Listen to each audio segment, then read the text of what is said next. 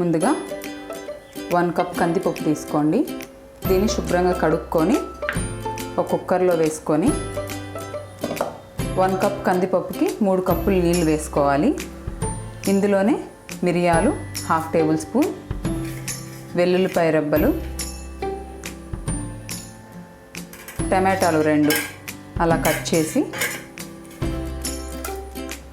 వేసేసుకోండి. ఇందులోనే కొద్దిగా పసుపు వేసుకోండి. మూత పెట్టేసుకొని ఒక 3 విజిల్స్ రానివ్వాలి. తర్వాత స్టవ్ వెలిగించుకొని ఇలా ఒక చిన్న ప్యాన్ పెట్టుకోండి. ఇందులో 1 టేబుల్ స్పూన్ ధనియాలు, 1 టేబుల్ స్పూన్ మిరియాలు, 1 టేబుల్ స్పూన్ జీలకర్ర, కొద్దిగా మెంతులు వేసుకోండి. వీటిని 1 నిమిషం వేయించుకొని బాగా చల్లారనివ్వాలి. ఇవి చల్లారాయి. వీటిని మనం ఒక జార్లో వేసుకొని మెత్తగా పౌడర్ లాగా గ్రైండ్ చేసుకోవాలి. చూడండి, ఇలా గ్రైండ్ చేసుకున్న తర్వాత ఇందులో వెల్లుల్లిపాయ వేసుకొని ఒక్క ముక్క గ్రైండ్ చేసుకోవాలి.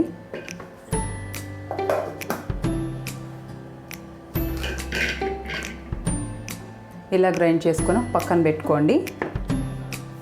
ఇందాక మనము కుక్కర్లో వేసి ఉడకబెట్టుకున్న కందిపప్పును కూడా చల్లారి పెట్టుకోవాలి. పప్పు అంతా చల్లారిపోయిందండి. ఇది ఒక మిక్సీ జార్లో వేసుకొని ఇందులో సాల్ట్ వేసుకోండి. మీ టేస్ట్కి తగ్గట్టు వేసుకోండి.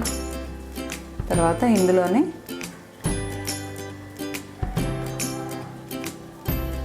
రెండు టేబుల్ స్పూన్లు చింతపండు గుజ్జు వేసుకొని దీన్ని ఇప్పుడు మనం మిక్సీ పట్టుకోవాలి.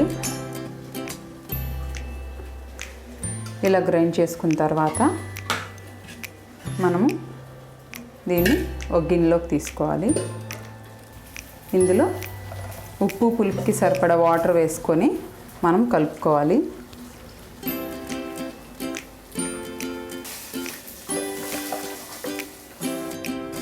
తర్వాత ఒక చిన్న ప్యాన్ పెట్టుకొని స్టవ్ వెలిగించుకొని అందులో కొద్దిగా ఆయిల్ వేసుకోండి. ఆయిల్ వేడైన తర్వాత అందులో ఆవాలు, ఎండుమిర్చి, జీలకర్ర వేసుకొని అలాగే ఇంగువ కూడా వేసుకోండి. తర్వాత కరివేపాకు,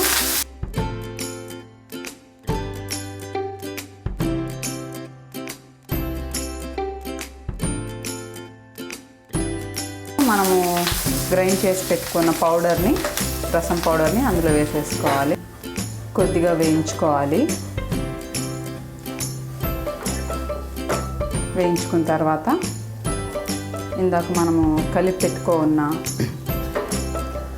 పప్పు చారుని స్టవ్ మీద పెట్టుకొని ఈ తిరగమాతని ఇందులో వేసేసుకోవడమే. వేసేసుకున్న తర్వాత ఒకసారి కలుపుకొని ఒక పొంగు వచ్చేదాకా మరిగించుకోవాలి. ఇలా ఓ పొంగు వచ్చి మరుగుతున్నప్పుడు చివరిగా కొత్తిమీర చల్లుకొని స్టవ్ ఆఫ్ చేసేయండి. అంతే, రెడీ అయిపోయింది. అంతేనండి, పప్పుచారు రెడీ అయిపోయాయి. ఒకసారి ఇలా ట్రై చేసి చూడండి. టేస్ట్ అయితే చాలా బాగుంది. నా ఛానల్ కనుక మీకు నచ్చితే లైక్ చేయండి, షేర్ చేయండి, సబ్స్క్రైబ్ చేయండి. Thanks for watching.